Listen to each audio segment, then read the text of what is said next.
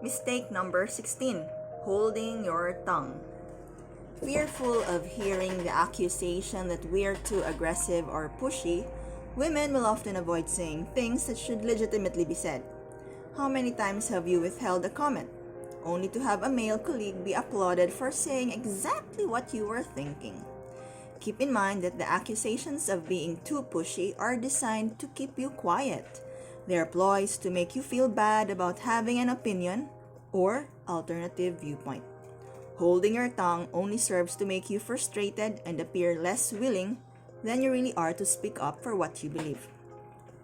Take Marilyn, for example. She was embroiled in an email war with a colleague who had a reputation for being Teflon-like. Nothing stuck to him because he was so busy pointing the finger at others. For a while, she spent most of her time placating him so she wouldn't be blamed. But he eventually got around to her.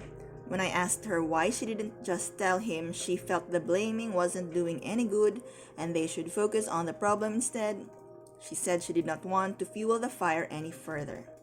My suggestion to her was that the next time he started pointing the finger, she should turn it into a problem-solving discussion.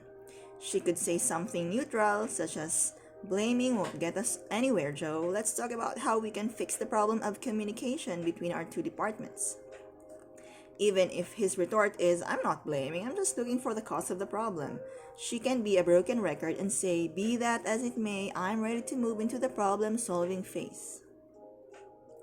An interesting side to this situation is the fact that Marilyn is a 50-year-old Italian woman from a very traditional Brooklyn background and married to a man significantly older than she. As we explored what got in the way of her coming up with this solution herself, it became clear that her traditional socialization caused her to acquiesce to macho men.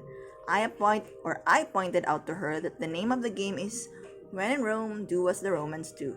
In other words, it may be appropriate to back off at home with her husband or with her father because that is the rule of her family, but at work the rules are different.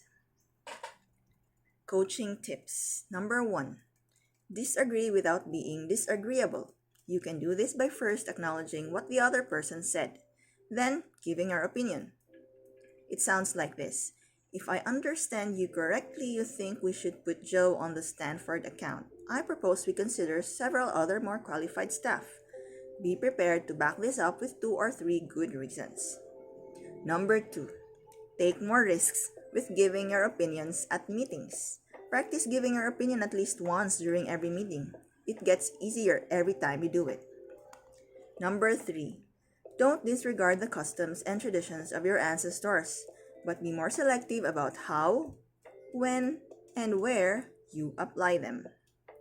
And number 4, to counterbalance the feeling of being too aggressive after you've expressed your opinion, you could add an inquiry. For example, "That's how I see it. I'm curious to know what others think.